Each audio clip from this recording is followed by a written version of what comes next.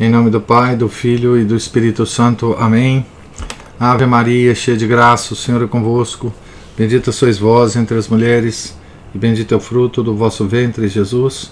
Santa Maria, Mãe de Deus, rogai por nós, pecadores, agora e na hora de nossa morte. Amém. São José, rogai por nós. São Felipe Neri, rogai por nós. Santa Teresinha do Menino de Jesus, Sagrada Face, rogai por nós. Nossa Senhora de Fátima, rogai por nós. Em nome do Pai, do Filho e do Espírito Santo. Amém. Bom dia a todos.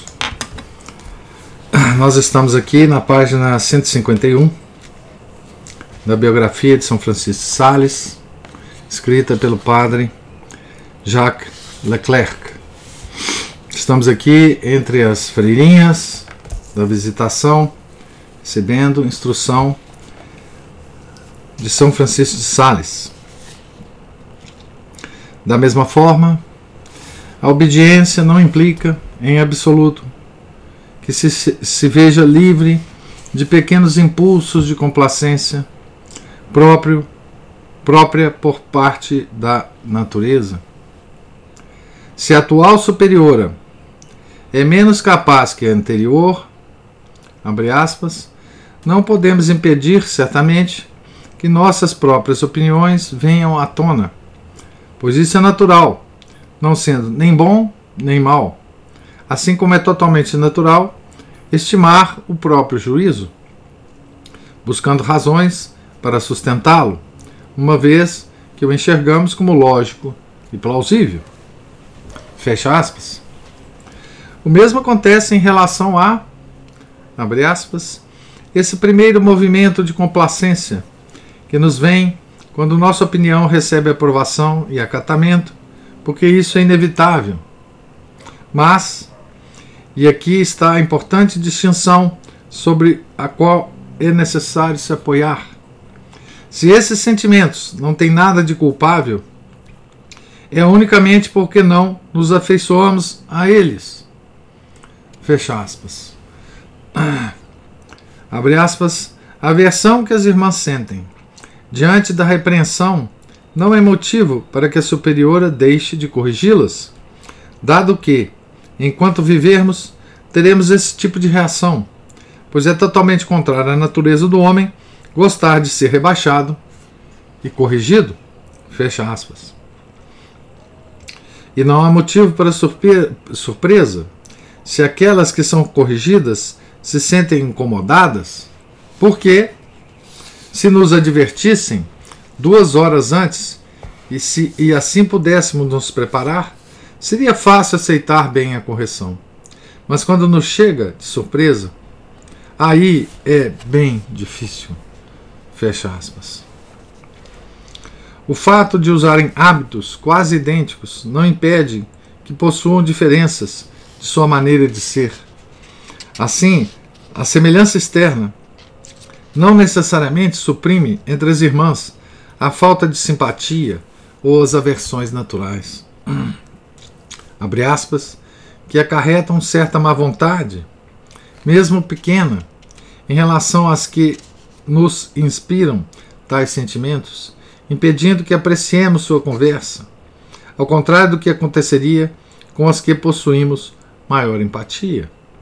Ora, não devemos fazer tanto caso dessas aversões naturais ou das inclinações que sentimos, sejam quais forem, desde que nos submetamos à razão, tendo em conta que, por mais perfeito que seja, ninguém está livre desses sentimentos. Fecha aspas. Aqui São Francisco de Sales fala tão bem, né, sobre as nossas inclinações, né, aversões e gostos, né? O que ele fala, né? É simplesmente o seguinte: essas aversões, essas inclinações de gostar e não gostar das pessoas, principalmente, né? É absolutamente natural, né? É da natureza humana. É da natureza humana. Não há como reprimir essas inclinações, não é? Posto isso, o que ele nos diz também é o seguinte: ora, não devemos fazer tanto caso dessas aversões naturais ou das inclinações que sentimos, sejam quais forem, desde que nos submetamos à razão, tendo em conta que, por mais perfeito que seja, ninguém está livre desses sentimentos. Ou seja, essas inclinações têm a ver com o nosso coração, com a nossa vontade. Não é? E o que ele nos diz? Isso é natural, mas nós devemos submeter isto à razão. Ou seja, nós devemos submeter a nossa vontade ao nosso intelecto. Tá certo? Aqui nós estamos falando dos atributos superiores da alma. Nós não devemos deixar a nossa vontade livre para que ela nos obrigue a tomar decisões. Então, ter aversão ou ter um gosto em relação a uma pessoa ou em relação a uma circunstância não é pecado. Não é? O pecado começa quando a gente toma uma ação em relação à inclinação, quando a gente se deixa levar pela nossa inclinação, né? Deve-se estar, fecha aspas para o nosso santo, né? Deve-se estar alerta em não diminuir em nada os atos de caridade, ação, né? Para com a pessoa por quem temos aversão. Importa muito que a sirvamos, que lhe falemos, que a tratemos com carinho, não somente como se não tivéssemos nada contra ela, mas indo além, ainda além, e assim testemunhamos nossa fidelidade a Deus. Certo? Esse é o conselho maior, não é? Então, não deixarmos nos levar pelas nossas inclinações é prova de amor a Deus. Abre aspas. Isso não quer dizer que quando a aversão for mais forte, conseguiremos agir sempre com o mesmo entusiasmo que teríamos se houvesse uma amizade natural com essa pessoa. Pois mesmo estando dentro de nossas possibilidades, falar e realizar quaisquer ações, não nos é possível, no entanto, fazer tudo isso com um semblante tão suave como seria próprio na ausência dessa dificuldade. Quando lhe dirigimos a palavra, caso o façamos, com modos menos corteses, ou mesmo desviando um pouco o olhar, nisso não há nada de especialmente grave. Da mesma forma, se tenho obrigação de repreender ou advertir sobre algum defeito, devo ter a intenção de fazê-lo com caridade. Mas se acabo por manifestar uma ponta de mau sentimento, ter em conta que isso é quase inevitável a qualquer pessoa. Fecha aspas. Pode acontecer também que uma irmã nos solicite algum serviço e, abre aspas, ao contrário do que esperávamos, vemo-nos manifestando aborrecimento. Fecha aspas. Mesmo isso é necessário suportar, abre aspas, porque não temos poder para impedir que nossa expressão, nossos olhos e nossas maneiras testemunhem o combate que travamos dentro de nós, ainda que a razão se esforce por manter o controle. Essas reações são como mensageiros que surgem sem serem chamados, e mesmo que lhes digamos que batam em retirada, não fazem nenhum caso. Fecha aspas. Olha que coisa sutil, né? Que sutileza que o nosso santo está usando para conosco, né? Para nos ensinar, né? Nos ensinar na nossa psicologia interna. Nos ensinar que, por cima de todas essas manifestações da nossa natureza, nós ainda podemos estar em controle dos nossos atos. Mesmo que alguma coisa transpareça, né? Mesmo que alguma coisa transpareça.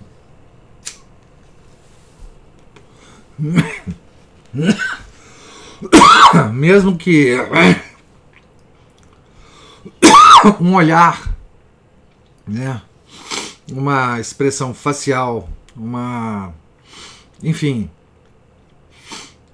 alguma coisa a gente não consiga controlar, né? Da parte externa do nosso corpo, né? Porque isso é muito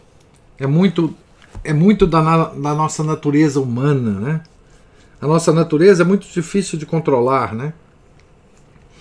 Ela esperneia, né? Ela é um pouco desafiadora para a nossa razão, né? Veja que isso aqui, ele está dizendo para uma pessoa que está sob a posse da razão, né? Tá certo? Da sua razão. A irascibilidade é, por natureza, uma paixão impetuosa e, abre aspas, é impossível impedir que o sentimento de cólera insurja e que o sangue suba a cabeça. É impossível fazer isso. É impossível. Nosso santo está nos garantindo isso. Tá certo? Fecha aspas. Não nos iludamos. Abre aspas. Se me chega a notícia de que alguém me caluniou ou me infligiu qualquer outro tipo de mal, imediatamente a ira emerge. E já não há sequer uma veia de meu corpo que não salte. Mas, se em contrapartida acudo a Deus e faço um ato de caridade em favor de quem me ofendeu, não há qualquer pecado. Digo mesmo, ainda no caso de surgirem todo tipo de pensamentos contra essa pessoa, talvez ao longo de todo um dia, ou até durante vários dias, contanto que de tempos em tempos eu os rechace. Fecha aspas. Isso porque, abre aspas, a cólera e a tristeza são paixões, fecha aspas, simples tendências naturais, abre aspas, e seus movimentos não constituem pecados, já que não está em nosso poder evitá-las, fecha aspas. Paixões, né? Paixão é aquilo que você sofre, né? Paixão é aquilo que você sofre.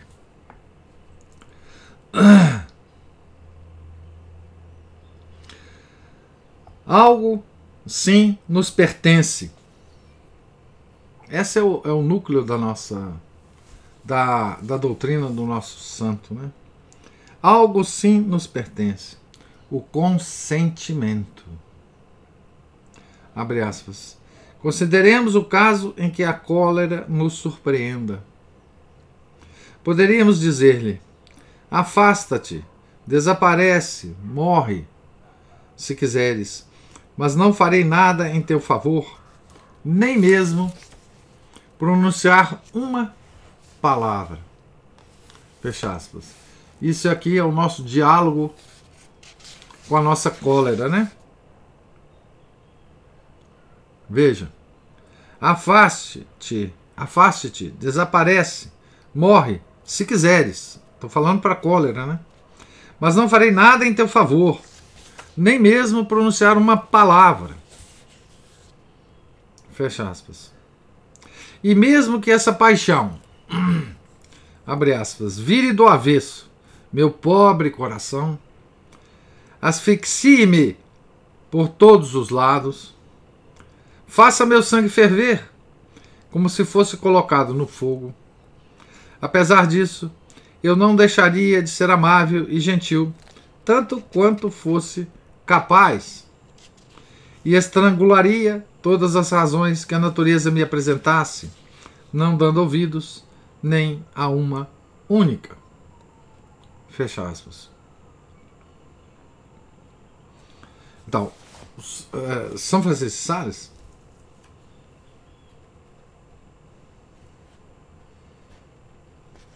muito provavelmente conhece de experiência própria esses movimentos. Tá certo? Muito provavelmente ele já passou por essas experiências pessoalmente, né? De cólera, né? De ataque de paixões, né?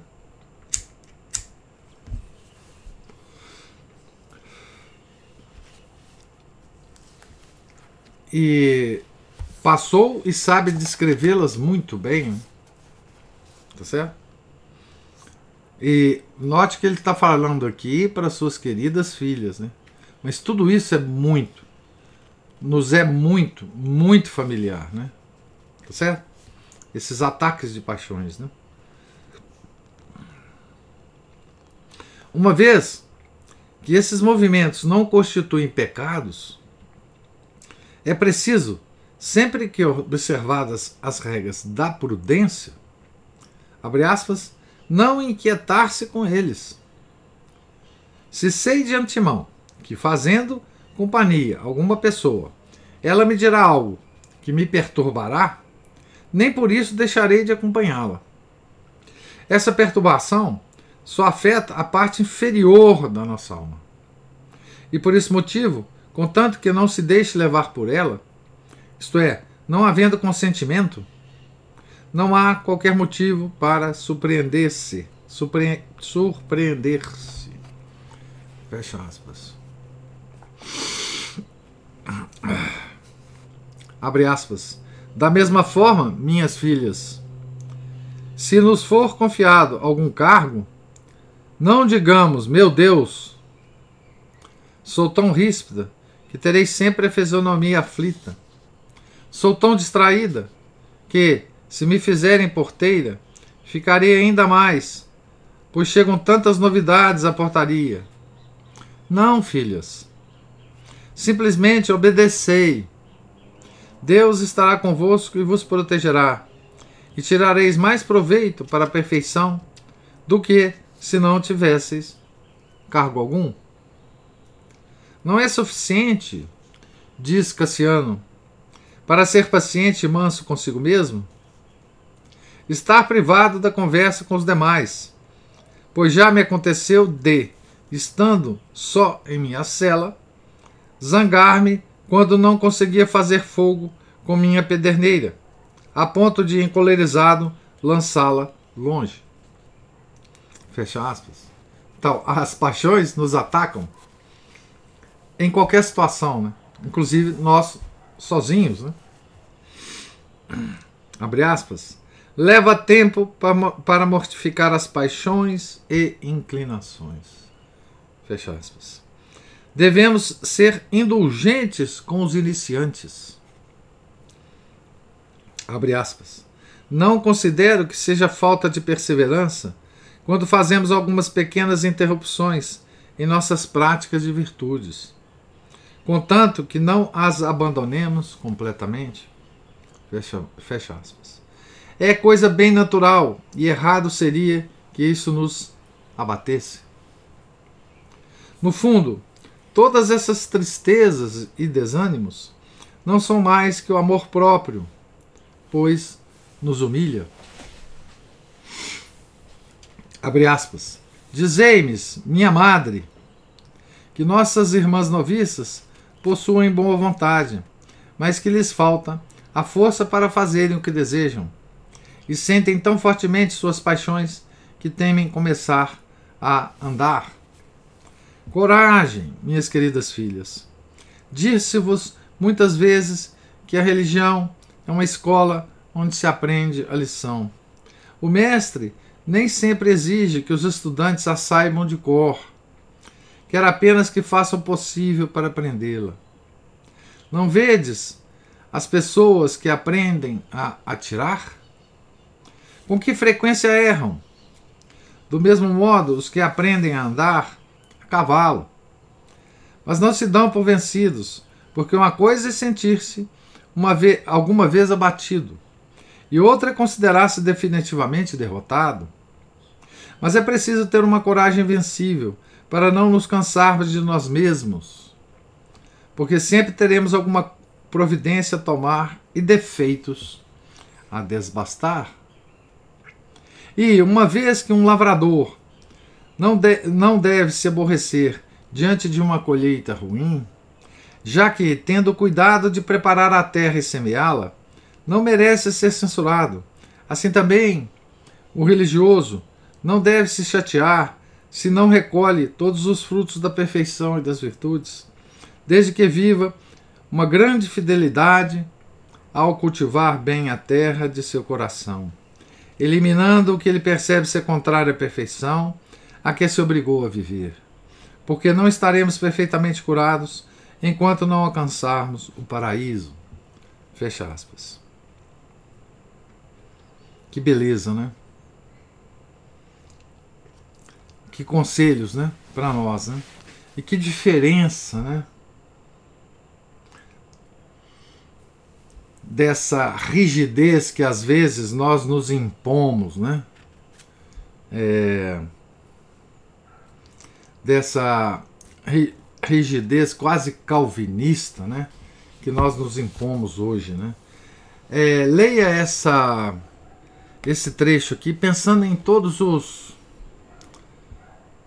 modismos que hoje existem de como ser católico verdadeiro, né?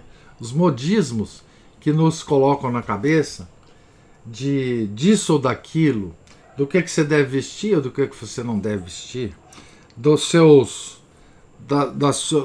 modos, nesta ou naquela ocasião, né?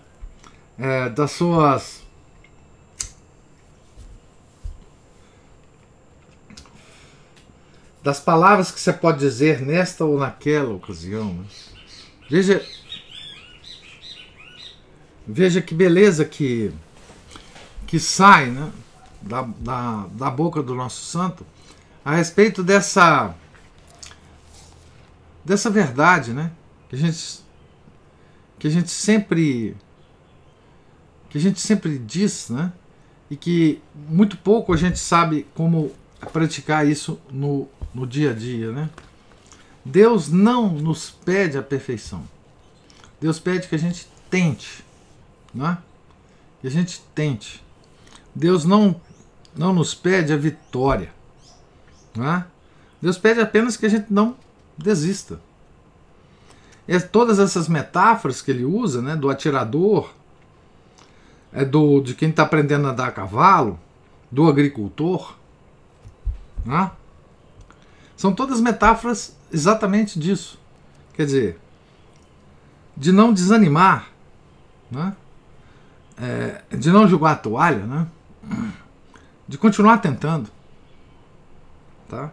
E ele ainda diz, né? Não estaremos perfeitamente curados enquanto não alcançarmos o paraíso. Então é assim.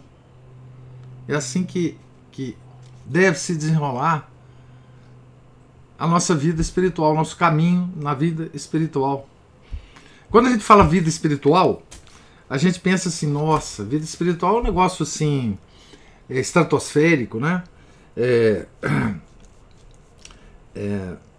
Parece assim o ar puro que a gente só vai respirar lá no Himalaia, né? Lá em cima de uma montanha muito alta, né? Mas não. Essa coisa é da planície,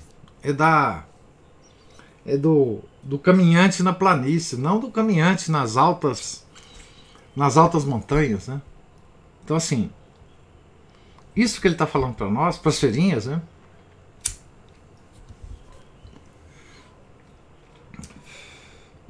É a via espiritual de qualquer um de nós.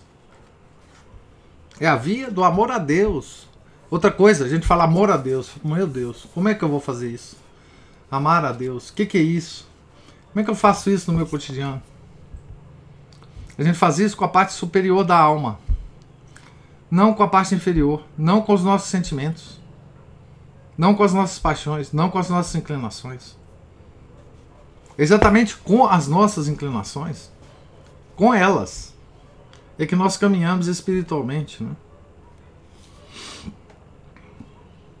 Não existe nenhum caminho espiritual que você, a partir do momento que você vai levitar, né? Andar com os pés acima do chão, né? Não, é com os pés no chão. A vida espiritual é uma vida da realidade nossa, né? Não é a vida dos anjos. Os anjos têm vida espiritual, mas não é a vida dos anjos. É isso? Não é a vida dos anjos. É a vida do ser humano, ser composto, né? Corpo e alma. Portanto, abre aspas, não podemos pensar que, enquanto permanecemos na Terra, seremos capazes de viver sem cometer faltas, ou mesmo pecados veniais, já que somos humanos. Os eremitas, que pretenderam afirmar o contrário, foram censurados pelo Sacro Concílio. Concílio de Trento, né? Concílio de Trento. O Sacro Concílio aqui é o Concílio de Trento, certo? Então, os eremitas que pretenderam afirmar o contrário foram censurados pelo Sacro Concílio. Fecha aspas. Abre aspas de novo. Faz-se necessário que tomemos duas resoluções igualmente importantes. Uma, que é observar o crescimento das ervas daninhas em nosso jardim. E outra, que é ter a coragem de arrancá-las por nós mesmos. Afinal, nosso amor próprio não morrerá enquanto vivermos. Também é uma doutrina. Nós já afirmamos aqui várias vezes, né? Nosso amor próprio tem que ser combatido por nós, mas ele não vai acabar. Ele vai sempre supitar por alguma fresta, né? Nosso amor próprio não morrerá enquanto vivermos, né? Então, quem cuida de jardim sabe, né? Que erva daninha não tem jeito de acabar. Você só pode arrancar, né? Ela nasceu, você vai lá e arranca. Aí passa um mês, ela nasce de novo. Aí você vai lá e arranca, né?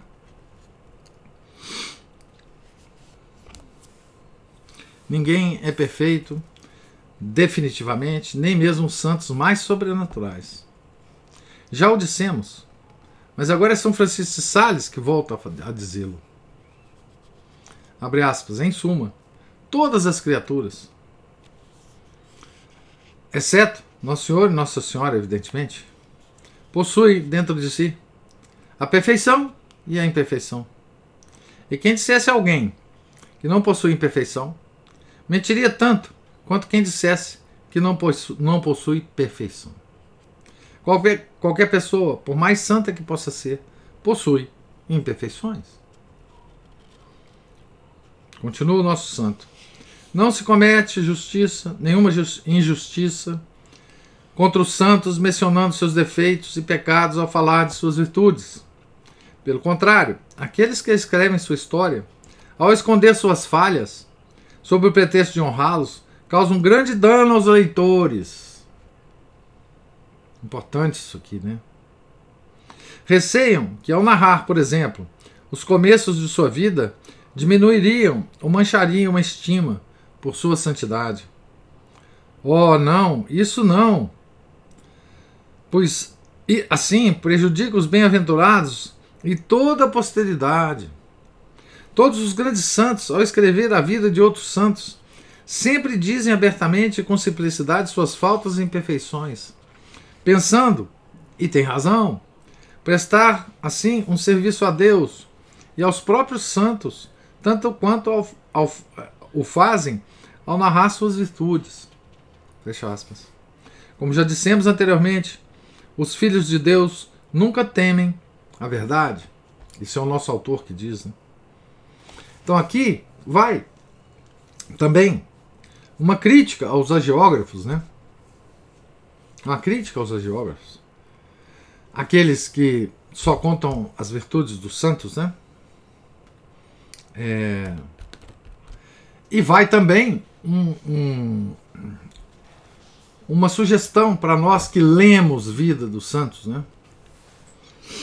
É uma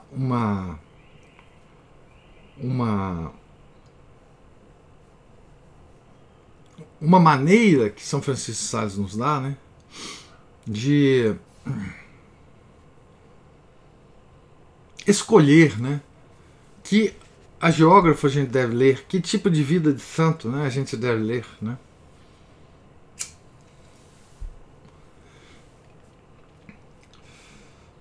Por exemplo, né? Não é o caso de Santo Agostinho, mas é porque Santo Agostinho, ele próprio, né, conta essas histórias da vida dele. Mas é como se a gente estivesse lendo a vida de Santo Agostinho e nos fosse impedido de saber, né, que ele tinha um filho com uma prostituta. Teve um filho com uma prostituta. O Deodato.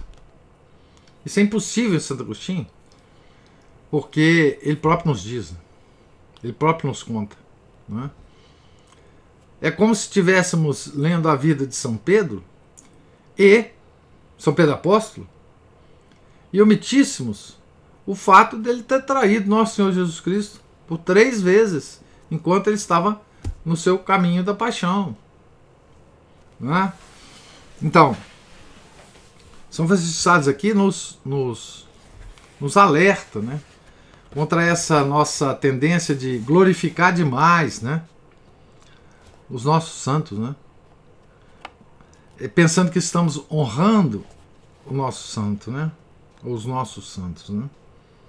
Então, é muito difícil, por exemplo, biografias dos santos mais antigos, que a gente tem pouca, enfim, informação, e não cometer esse tipo de erro, né? Tá certo? A vida de um Santo Antônio de Lisboa, por exemplo, pouca coisa a gente sabe dos seus defeitos, não é? Meu santo de devoção, né? Meu santo que tem que carregar esse peso que sou eu, né? Porque minha mãe, né, deu ao santo a mim, né? Então ele vai ter que carregar, né? Mas muito difícil, né? Um São Bernardo, por exemplo, né? Sabemos os defeitos de São Bernardo. Seria muito importante, né? Vemos algo semelhante, aqui é o nosso autor que está falando, né?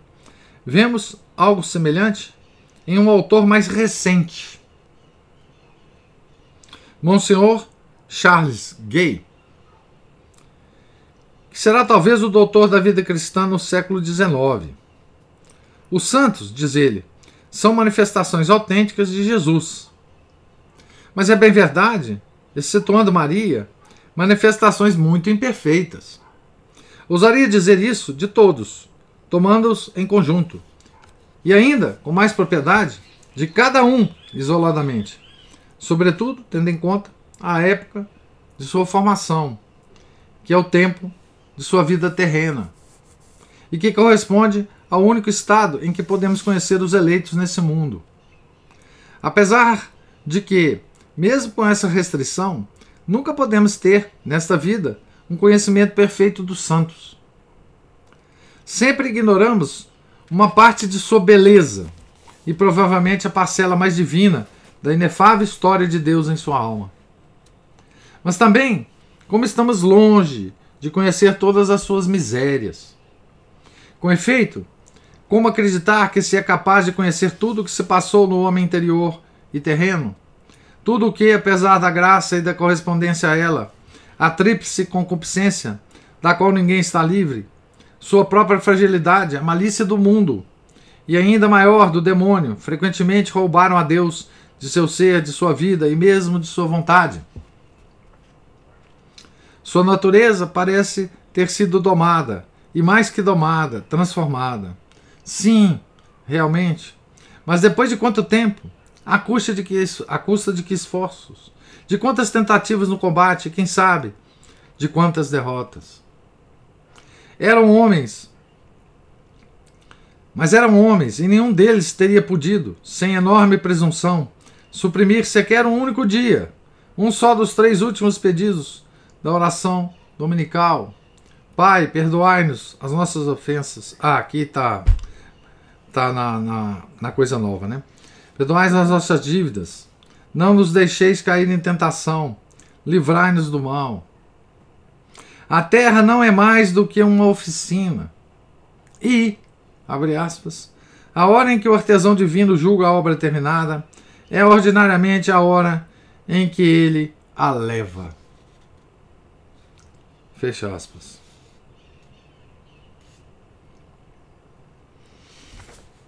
Aqui ele vai dar exemplos. E eu vou parar por aqui. Então, aqui, esse tema da vida dos santos e dos defeitos dos santos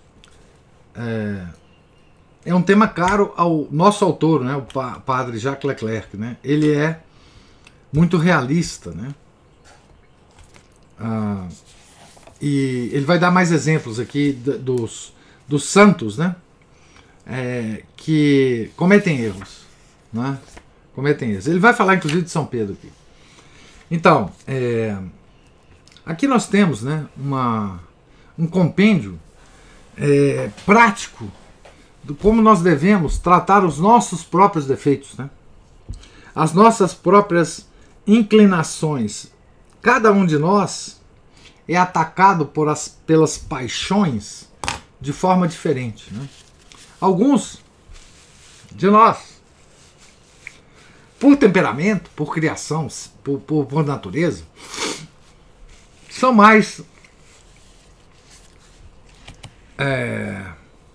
digamos assim, tranquilos com relação a isso. Outros, não. Outros, a tendência é transparecer mais essas paixões, né? Mas cada um de nós tem um vulcão dentro de nós, né? Tem um vulcão próprio.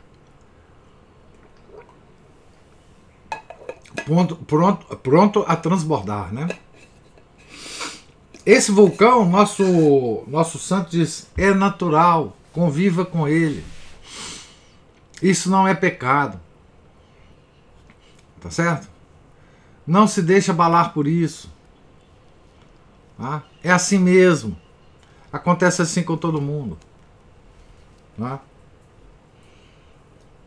E o que ele nos aconselha é que nós não devemos tomar ação nenhuma baseado nesse vulcão.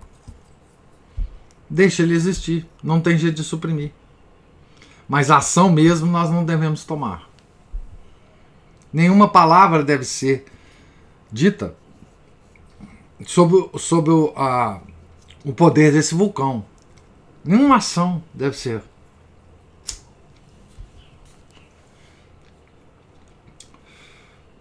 Tomada. Deixa ele explodir. Mas não tome nenhuma ação. Certo?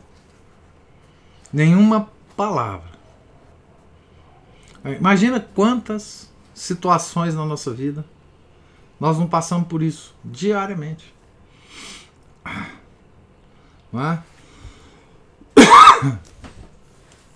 Você pode imaginar tudo que você quiser. Que você está degolando a pessoa, que você está xingando a pessoa, que você está batendo na pessoa. Isso são coisas que nos ocorrem. Né? Nos ocorrem. Mas não podemos fazer. Não podemos fazer. Esse é o conselho do santo. Né? Todos nós temos estas inclinações, essas paixões. Né?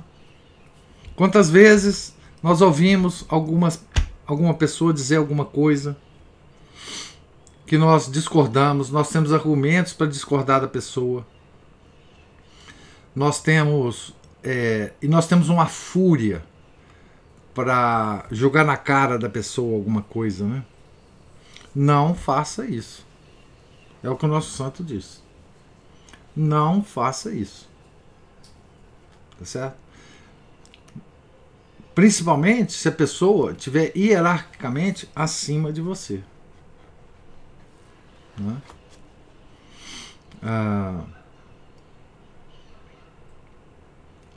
Em qualquer hierarquia que você possa imaginar, né? No mundo ou na igreja. Não faça isso. Tá certo? Na hora da fúria. Você pode depois conversar com a pessoa, se você quiser. Né? Mas depois que a fúria te deixar, né? Tá certo? Então,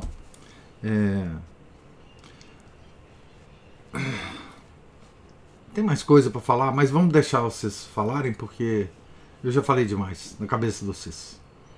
Certo? Então, se alguém tiver algum comentário,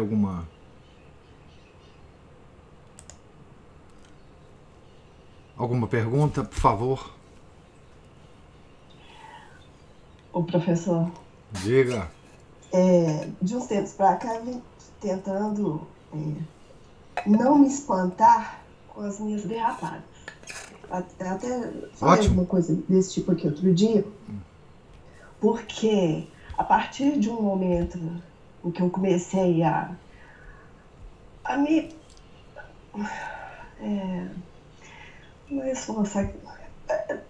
modificar mais a minha vida de oração, e procurar rezar mais, né, e estudar, e ler e tal.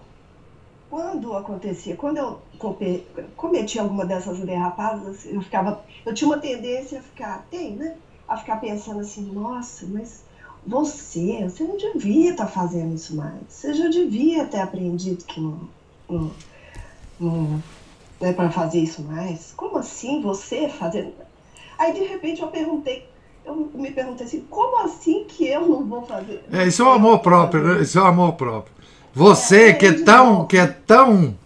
tão evoluído espiritualmente, isso, né? Que é tão, né? Tão boa, né? Tão boa, tão pura. Né? É isso mesmo. Então, aí que me veio aquela história, né? De como assim que não, né? Porque, afinal de contas, né? Todos somos frutos do pecado original, né? Não tem jeito. Não. Isso só vai nos abandonar no paraíso, né? Segundo São Francisco. Segundo São Francisco. Então, eu agora tenho procurado eu tenho feito um esforço para não me espantar mais com... E aí eu faço uma coisa, tem um mantra, vamos dizer assim, ridículozinho, bobinho, que eu falo para mim mesmo, que é o seguinte: levanta, sacode a poeira e dá a volta por cima. Isso mesmo. Tá? Levanta, sacode a poeira e dá a volta por cima. Isso mesmo. Né? Quer dizer, reconhecer a falta, ir lá, confessar e tentar de novo. Se for o caso, inclusive, de confessar, porque às vezes a gente cai em umas coisas bobas, né? Que não é pecado, mas a gente levanta, reza um ato de caridade, né? E de esperança, de amor a Deus, e vai embora. Vai embora. Não tem. Eu até ouvi aquele amigo do Sidney outro dia falando, aquele Martinha Chavaria, dizendo que nós não confessamos as nossas tendências, né? Nós confessamos os atos que nós praticamos, que nós... já de acordo com a tendência. Das tendências. Isso. É muito difícil, né? Porque essa análise psicológica própria é muito difícil da gente fazer, né? Daí aquele negócio, voltando àquele assunto, do diretor espiritual. O diretor espiritual é um bom, né? Diretor espiritual, ele certamente ia detetar as nossas tendências, né? Ele nos contaria, né? Na sua análise, né? As nossas tendências, mas enfim. Mas o nosso santo, ele nos ajuda a isso, né? São Francisco de Sales nos ajuda a não só a detetar, porque ele dá tanto exemplo que a maioria deles se aplica a nós, né? Ele dá exemplo para as freirinhas dele, né? Mas tudo que acontece lá no mosteiro, na hora da visitação, acontece cá fora com muito mais frequência, né? Na nossa vida, né? Então essas conferências espirituais com as freirinhas, e é o que o nosso autor está tentando nos convencer, né? O padre Jacques Leclerc, é que elas encerram uma riqueza muito grande para a vida do leigo, né? Tá certo? Eu imagino que para as freirinhas esses conselhos são extraordinários também, mas para nós também não temos uma vida de clausura, né? Eu diria até para nós muito mais, né? Porque nós estamos expostos a muito mais, a uma diversidade muito grande de situações, né? Que nós podemos aplicar esse ensinamento dele, né? Enfim, é isso. Mais alguém tem? Opa! Eu fico pensando que se eu rir de mim mesmo, eu diminuo a minha importância. Isso, muito bom. Esse negócio da gente fazer piada com a gente mesmo, não precisa nem contar as piadas para os outros, mas a gente mesmo fazendo, né? Isso demonstra um certo desprezo por nosso amor próprio. E isso é sensacional, né? Enfim, vou comentar de novo sobre Chesterton, né? Chesterton tinha essa virtude de rir de si mesmo, né? Grandes autores que enfim, literários, né? Outro que tinha um pouco essa virtude era o Nelson Rodrigues, né? De rir de si mesmo, né? Porque essa coisa de rir de si mesmo é como se você se colocasse fora da situação e quem está rindo de você está do lado de fora, né? Mas no fundo é você mesmo, né?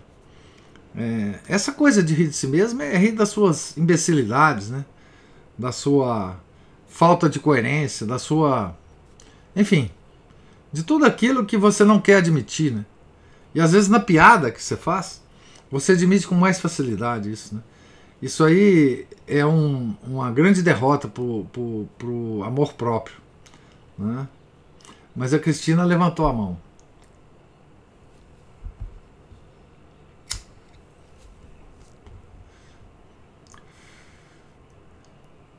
Você está muda, Cristina. Infelizmente. Embora o seu microfone esteja aberto.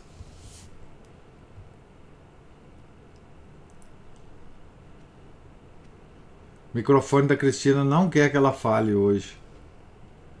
Não quer. Vou sair e voltar, ok. Mas, Ana Paula, essa coisa de rir de si mesmo, para muitas pessoas é muito difícil fazer isso, né? Porque elas... Por que é muito difícil da gente rir de nós mesmos? É porque a gente dá muita importância. Como assim eu vou rir de mim mesmo? Eu, uma pessoa tão assim, tão assado, né? E quando você... a pessoa normalmente que ri de si mesmo é uma pessoa que normalmente ri das situações mais inusitadas, né? Cristina, vamos ver, vamos tentar. É agora. Opa, agora sim. Eu lembrei sobre essa... não gostar de uma pessoa, mas não expressar esse sentimento e tentar atenuar, né, na relação a aversão e tentar amar. Isso é considerado, a gente tem hoje uma noção de que fazer isso é uma hipocrisia, né, professor? E nós somos hipócritas. E outra noção que a gente tem é de que nós temos que expressar os nossos sentimentos e não guardar essa noção da Gestalt. O senhor conhece a Gestalt? Sim. Mas isso vem do freudismo, né? Que é assim, se você reprime alguma coisa, você causa uma neurose. Isso. Então, são duas coisas bem contrárias que nós temos como o correto, né? E é muito comum também a gente se culpar, assim, em confissão desses sentimentos que afloram na gente, como se em si mesmo eles fossem o pecado, né? Isso. Sabe de onde vem isso, Cristina? Vem da confusão que nós temos hoje, muito propagada, inclusive pela igreja, confusão entre amar e gostar. A confusão está toda aí. Amar e gostar, é verdade. Amar não é gostar. Não é gostar. Está muito acima. Muito acima. Amar não é gostar. Não só isso se aplica à pessoa, como aos atos. Os nossos atos de amor, normalmente, ou às vezes, nos desgostam. Gostar é um negócio da parte inferior da alma. Amar é uma coisa da parte superior da alma. Amar e gostar são duas coisas diferentes. Caritas. Agora, outro dia eu estava pensando a respeito disso, do amar, né? Amar. Eu não sei se eu estou certa, mas eu tenho a impressão de que você ama quando você tem uma predisposição de amar tudo. Porque, assim, quando você não está disposta não está disposta, quando sua atenção não se esforça para isso, você sai por aí, assim, chutando tudo quanto é cavalo que aparece na frente, né, professor? O amor, não, essa atitude de amar, porque, claro, existe um personalismo no amor. A gente ama os nossos familiares, a gente ama os filhos, ama o marido, ama os pais, mas isso aí é um amor natural, é da natureza da gente. Isso. E nós temos razões para isso. Mas esse outro, assim, essa atitude em relação a tudo que nos acontece na vida, as pessoas que entram e saem da nossa vida, as lembranças que a gente tem, se essa não é uma atitude, vamos dizer assim, um estado de espírito de estar amando... De prontidão. De prontidão, porque às vezes eu penso isso assim, nossa, eu faço uma análise crua e fria sobre a determinada situação ou pessoa, aí você pensa, nossa, mas que falta de caridade. A falta de caridade não é o fato de você enxergar a realidade. Se uma pessoa matar alguém, ela é um assassino. Não adianta eu falar, que maldade, eu ficar falando que aquela pessoa é um assassino. Se você vê pessoas agindo de má fé, porque essa é a questão. Amar, mas não perder a noção da realidade. Claro. Não atenuar o mal dos outros, não é? Então, são filigranas, né, professor? Que nós perdemos, filigranas, sutilezas da nossa religião que nós perdemos. Aliás, eu ia perguntar assim, alguém sabia disso antes? De tudo que está sendo falado aí? Pois é. Porque tudo muito, muito confuso, não é? É isso. Isso mesmo. Essa confusão dos amores é que que nos impede de entender o que é amar os nossos inimigos, que o nosso Senhor fala.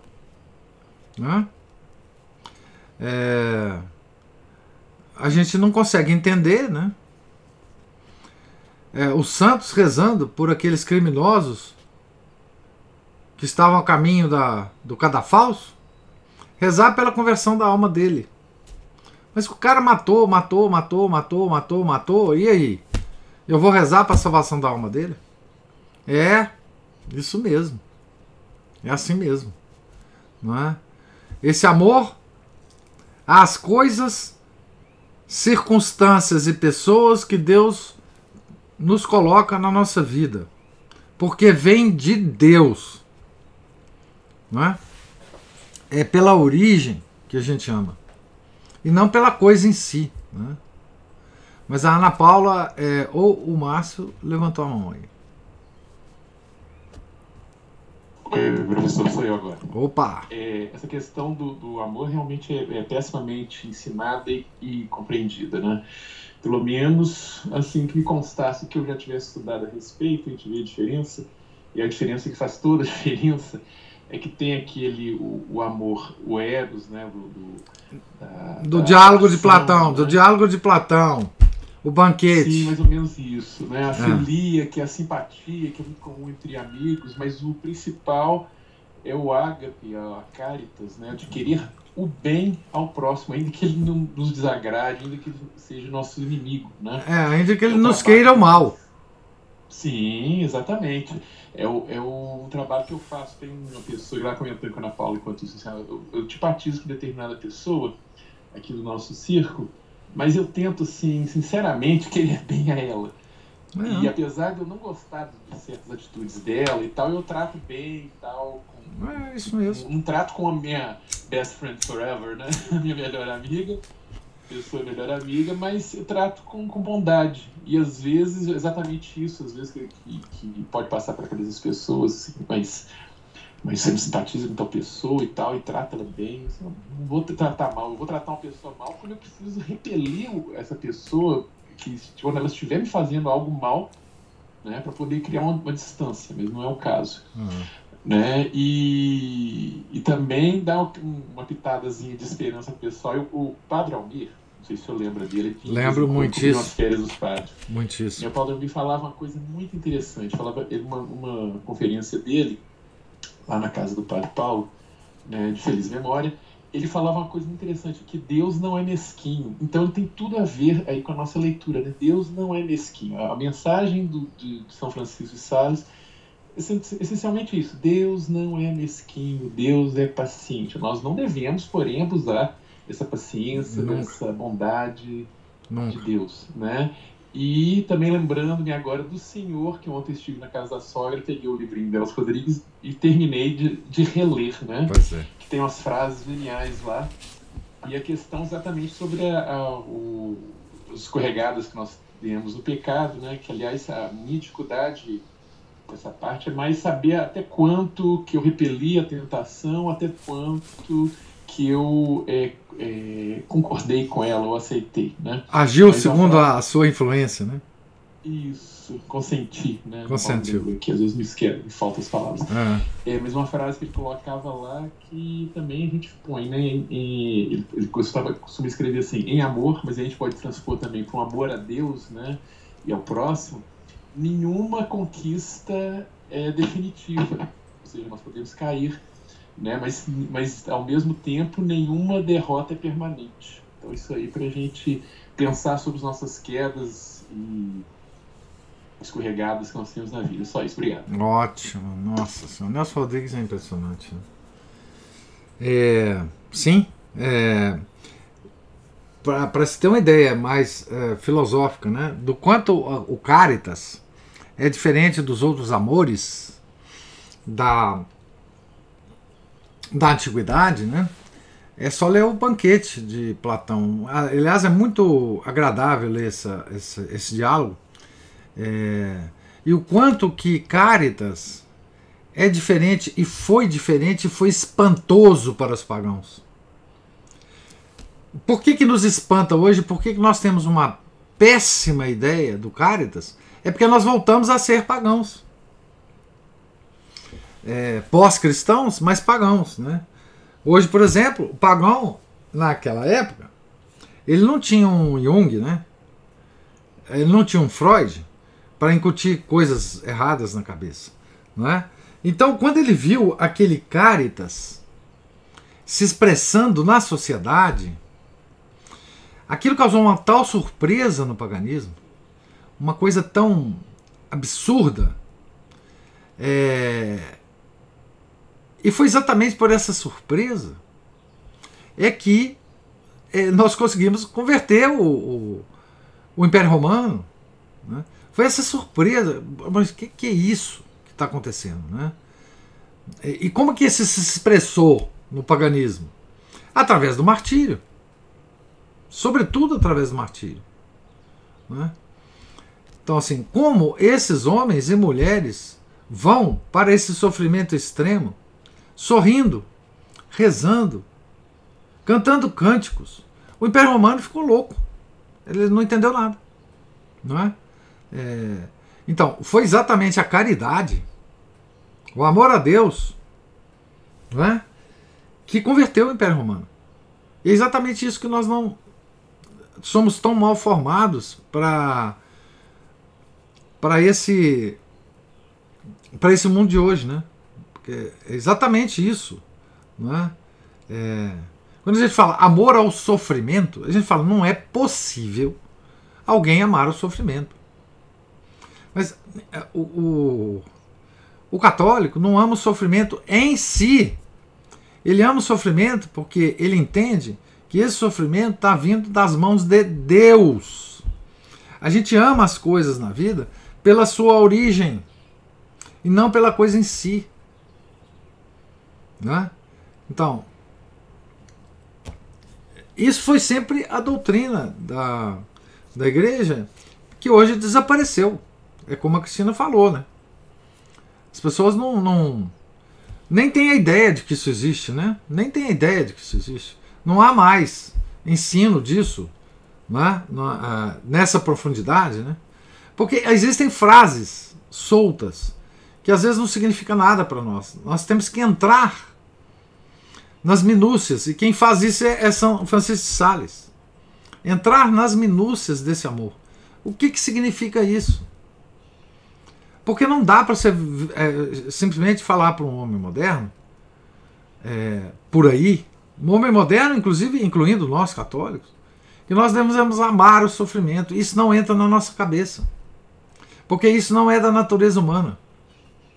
Isso precisa de um passo além, de um passo acima, para nós compreendermos intelectualmente isso. Não é possível entender isso. Amar o sofrimento, amar as pessoas chatas que nos apurrinham diariamente, não é? Conviver com as injustiças todas que nós estamos vendo no nosso entorno, no nosso país, no mundo inteiro. Como assim amar isso? Como assim? Não é? Além da confusão entre amar e gostar. Gostar é uma coisa muito da parte baixa. A gente gosta de tudo que nos dá prazer, das pessoas que nos dão prazer. Não é? Agora, amar é uma coisa superior. Uma coisa que demanda esforço. Gostar não demanda esforço nenhum. Gostar não demanda esforço nenhum. Amar, sim. Né? Então, quem dera que nós tivéssemos isso, né? Essa instrução na nossa religião, né? Hoje, né? Nas homilias. Normalmente, as homilias que a gente vê por aí, as boas, são muito formais, né? No sentido de que elas nos apresentam uma doutrina, mas elas não descem nas minúcias. Poucos padres têm essa habilidade, né? De descer às minúcias, né? De fazer com que o Evangelho faça parte da nossa vida cotidiana, né? Isso é muito difícil mesmo. É muito difícil, né? Um santo como São Francisco de Sales é muito difícil, né? A gente encontrar pela frente, né? A gente tem que fazer o nosso próprio caminho, né? A nossa própria caminhada para descobrir essas riquezas, né? Essas pérolas, né? Da nossa doutrina, né? É o que tem que ocorrer, né? Então, mais alguém tem algum comentário?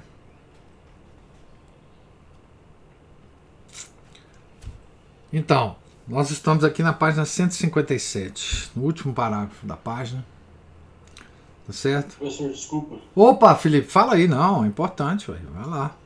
Não, interrompendo aqui. Depois que o Márcio fez o comentário dele, que ele, né, às vezes tem antipatia por uma pessoa e ele trata ela com uma certa com caridade, né? Aí eu estou fazendo aqui uma comparação com o que eu pensei na hora. Por exemplo, essa questão desses homossexuais, que tem um moço lá na minha cidade, inclusive, ele chama Guigui. Ele sai todo dia, como se, imagina uma pessoa fantasiada de carnaval, assim, todo maquiado, um guarda-chuva colorido, um sapato de salto, uma calça colorida. Ele sai na rua e todo mundo fica bajulando ele, assim, fica como se ele fosse uma autoridade, uma coisa assim. Todo mundo chega, nossa, esse é o grande Guigui, como se ele fosse, assim, uma pessoa com... Então, aí eu fiz essa comparação. Eu não sei se tem alguma coisa a ver isso, mas essa bajulação por esse... Quando o Márcio falou assim, a pessoa ela tem a coisa errada, mas ela tem uma coisa que ela faz e que ele desaprova, mas então ele não vai ficar bajulando ela por causa disso. Mas hoje parece que ao contrário, a pessoa faz as coisas erradas e todo mundo fica bajulando como se fosse uma virtude, né? Aí me veio isso na cabeça. Isso aí o Santos diz o seguinte: fuja desse tipo de pessoa. A não ser que ela te procure para ser ajudada. Esses pecadores públicos, nós temos que fugir deles. Não tem nada o que fazer. Nós, católicos, temos que fugir simplesmente deles. Não tem nenhuma relação com eles. É o que São João fala, né? Para os seus discípulos. Esses pecadores públicos que não têm nenhuma intenção de arrependimento, só de escandalizar, nós não podemos manter nenhum tipo de relação com eles. É simplesmente assim. Isso é ver a realidade e claro, né? Não, nesse tipo de coisa nós temos que ser absolutamente rígidos, o Felipe. Com relação a isso, simplesmente não nos relacionarmos, não ter nenhum tipo de relacionamento, enfim. Porque isso aí é uma ofensa ao Nosso Senhor, né? Sim, rezar por ele é uma boa coisa para fazer, né?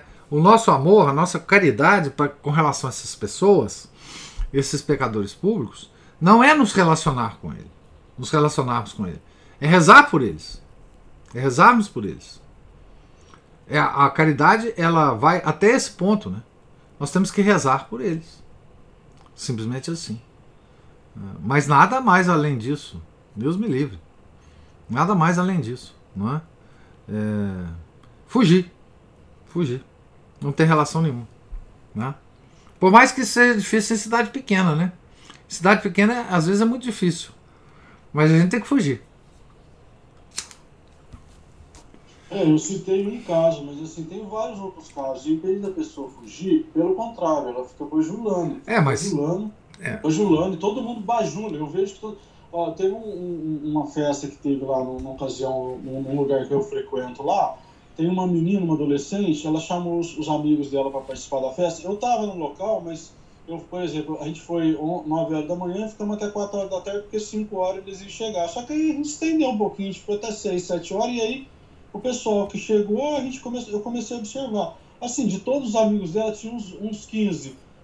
Assim, eu acho que uns 14 eram homossexual. Quer dizer, ela só se relaciona com homossexual. Parece que ficou uma bajulação, assim, todo mundo tratando como se fossem essas pessoas superiores. Assim, eu não vou ficar falando aqui das coisas, mas assim, eu só citei um exemplo, e eu vejo que é com tudo. É a loucura do mundo. É a loucura do mundo. E nós temos que simplesmente fugir dessas situações. Não há outra coisa a fazer. Não há outra coisa a fazer. Porque nós não temos mais, do ponto de vista social, político, nós não temos mais nenhum tipo de valor superior. Né?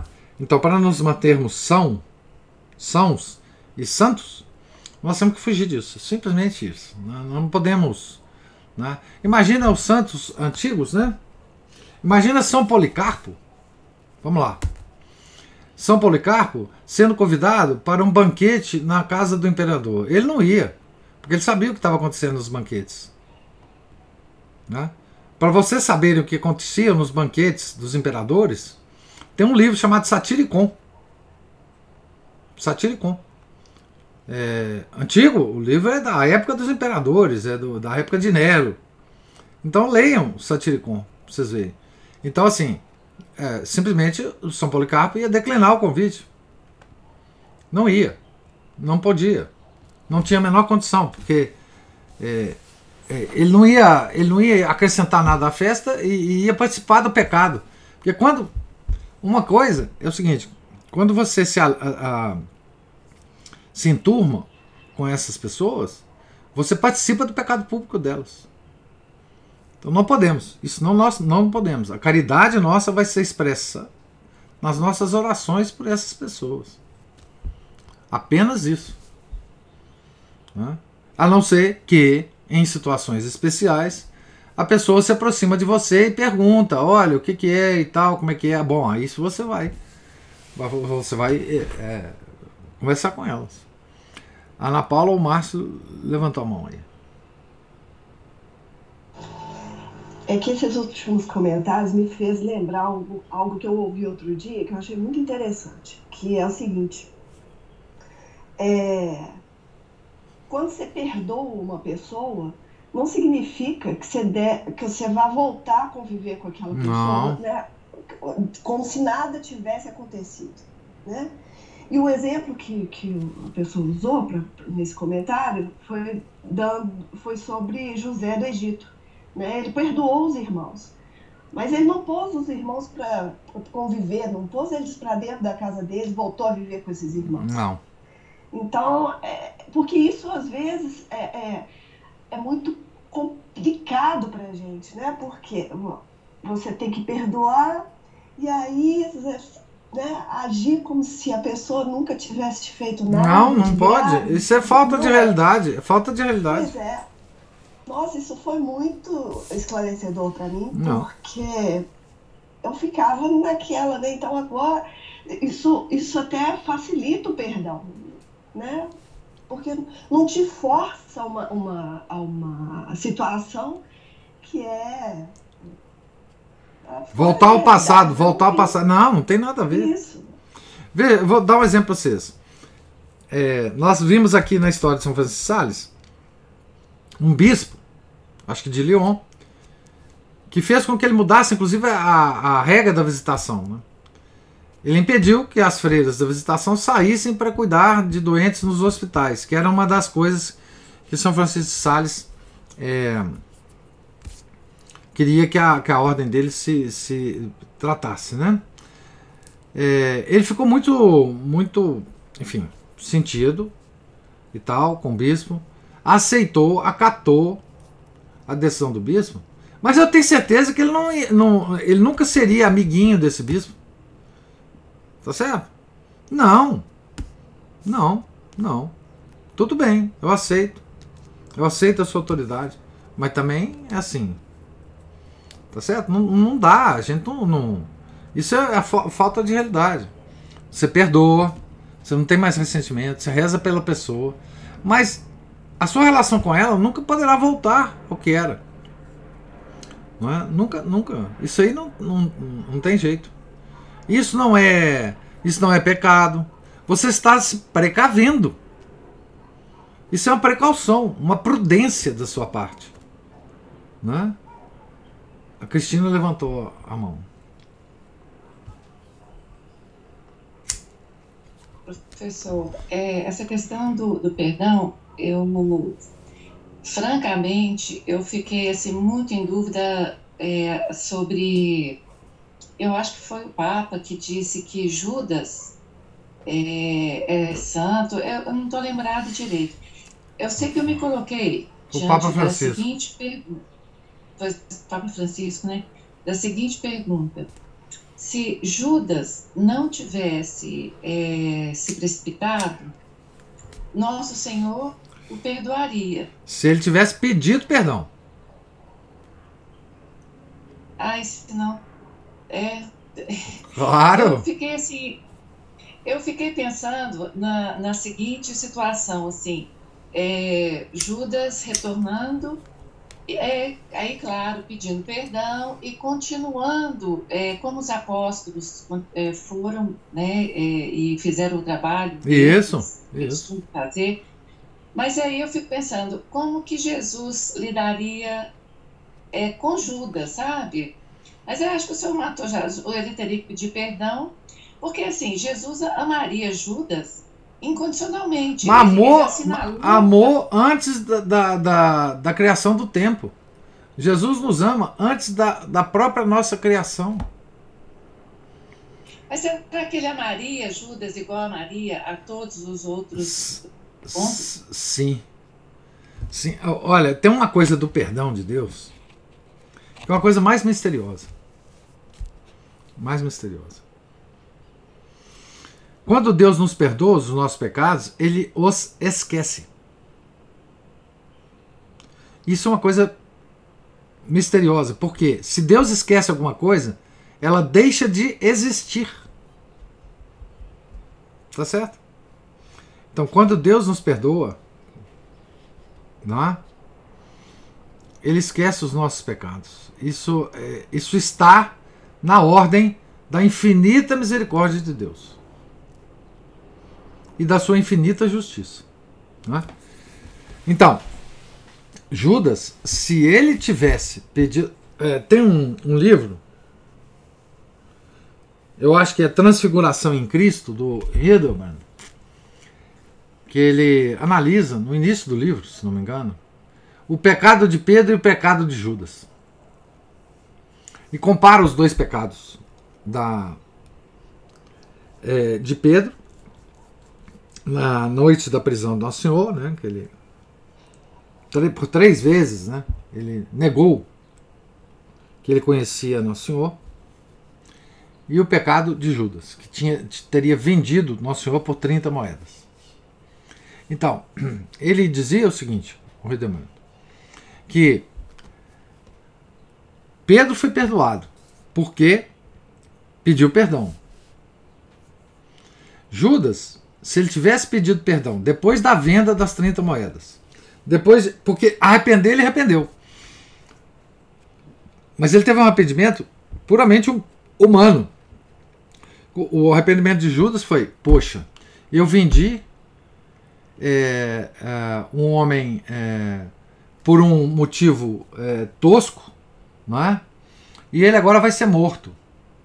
Então, nesse momento que ele teve, digamos assim, uma aparente contrição, se ele tivesse ido a Jesus e pedido perdão a ele seria perdoado. Simplesmente assim. Com Deus não acontece o que acontece com a gente.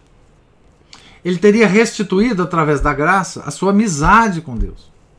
É assim que com todos nós acontece, né? Por mais que tenha sido a nossa ofensa a Deus, quando nós pedimos perdão a Ele, nos confessamos, Ele nos perdoa. Mas tem que ter um movimento da nossa vontade. Com Judas não teve esse movimento, né?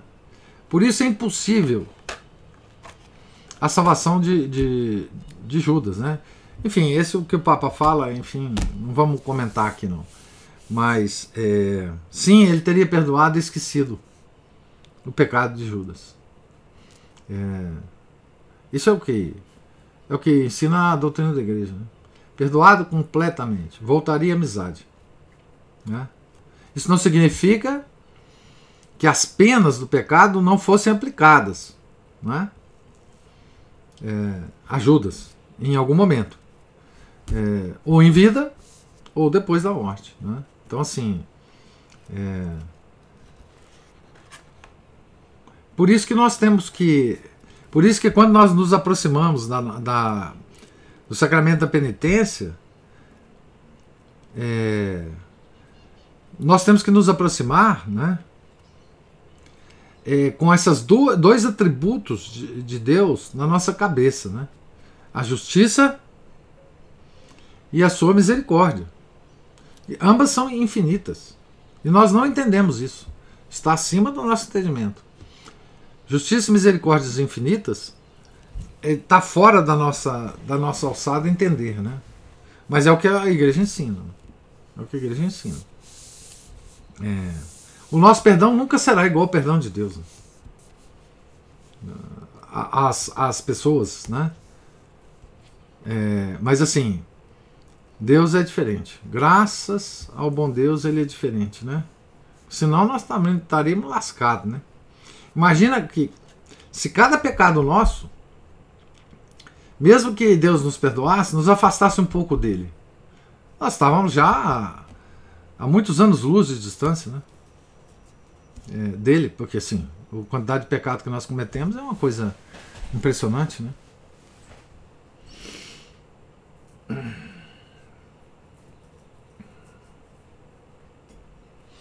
Então, mais algum comentário?